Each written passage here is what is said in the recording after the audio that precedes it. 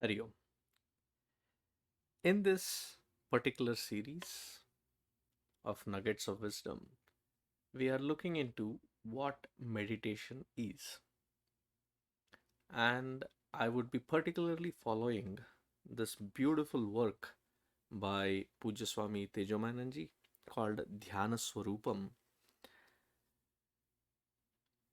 Here he begins, what is meditation? What is not meditation? For definition, how does one qualify to meditate?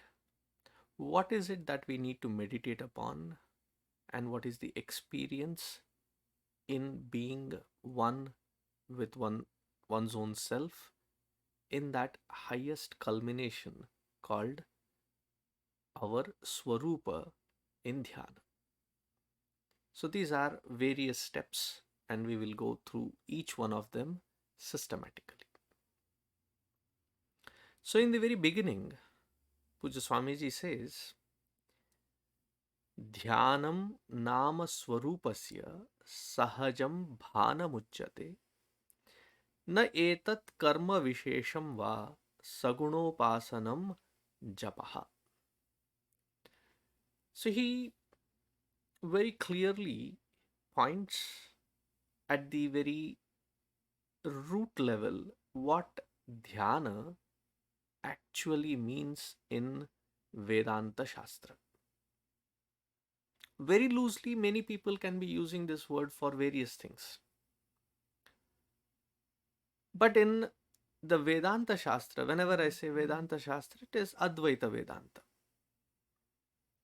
Because when you go through all the scriptures, Veda, Itihasa, Purana, Smriti Granthas, there is no ambiguity that it is Advaita.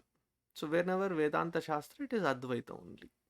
Whoever has to prove that it is not Advaita or something else like Vishishtadvaita, Dvaita, Nimbarka, Gaudiya, various Sampradayas, it is the onus is on them to prove that it is not Advaita and it is whatever they are proposing.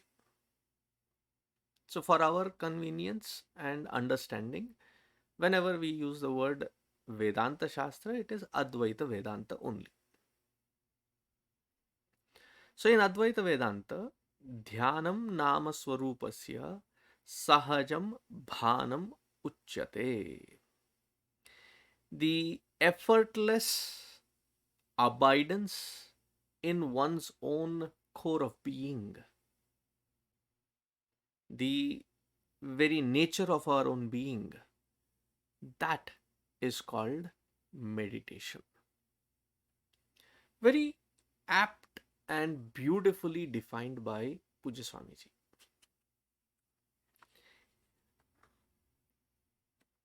Now, do we have to concentrate on this aspect? Do we have to create a special situation to be in this meditative equipoise? No, it is sahajam. Even the most restless mindset has this awareness of being. For example, supposing as a species we call ourselves as human being. Do we concentrate? Do we meditate?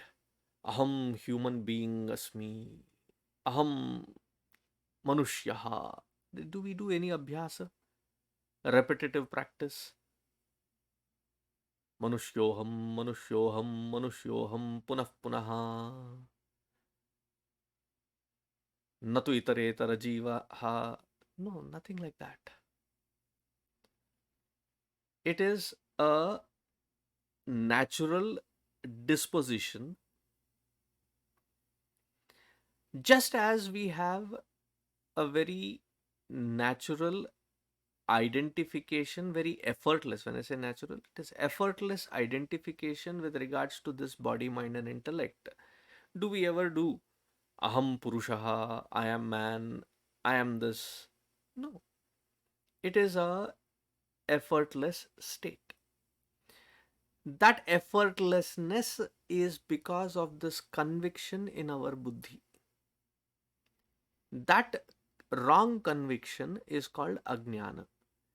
That has to be removed, re-emphasized in understanding, not in repetition. In understanding, that conviction should be born that I am nothing other than Brahman.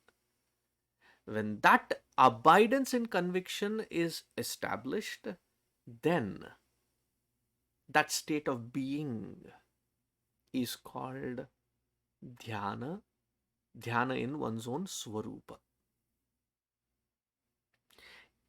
It should not be understood as a special sequence of events or actions like puja, japa, upasana, pranayama, or focusing on uh, a flame.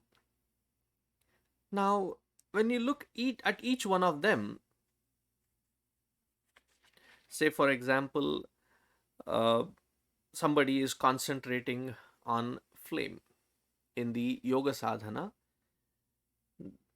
that particular method is used to focus and gather concentration. Concentration that way is required for every action, not just in observing that flame. But meditation is not about concentration. Concentration is a byproduct. A concentrated mind is a byproduct. In fact, that concentrated mind is required to sit on the seat of meditation. So, therefore, concentration cannot be called as in itself to be as meditation.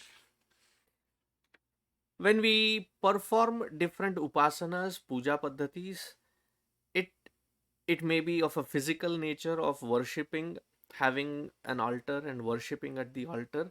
That whole uh, processing is called puja and not called dhyana.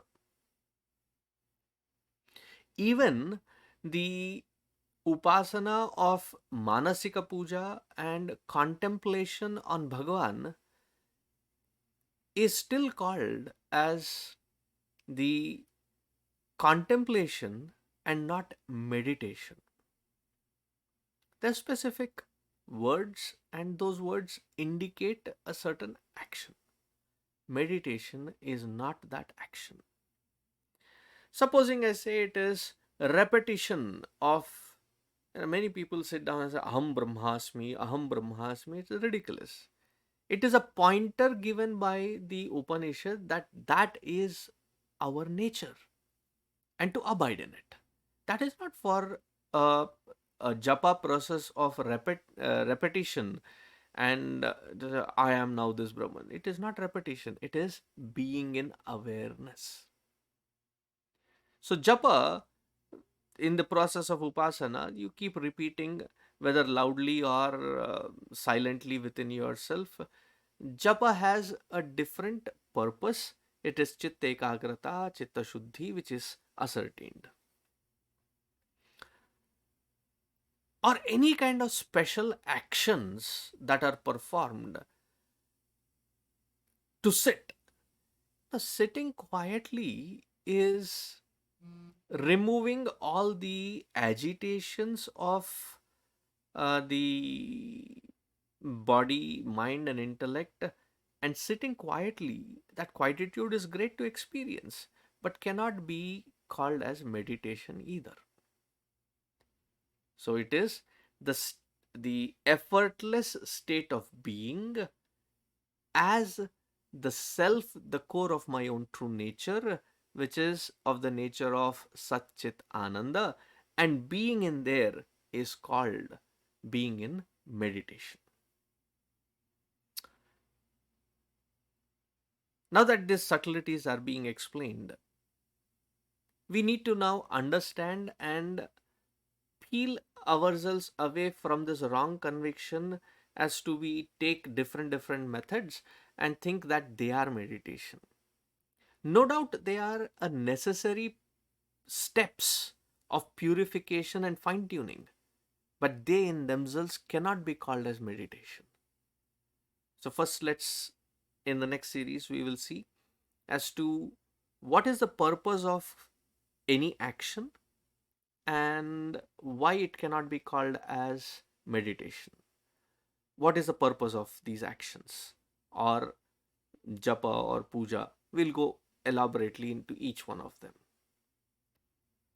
So, in this series, first we have defined what is meditation, the state of effortlessness, being in our own true nature. What it is not has to be also understood, and then we will look into what has to be meditated upon. So, that we will continue in our next one. Until then, Hari Om.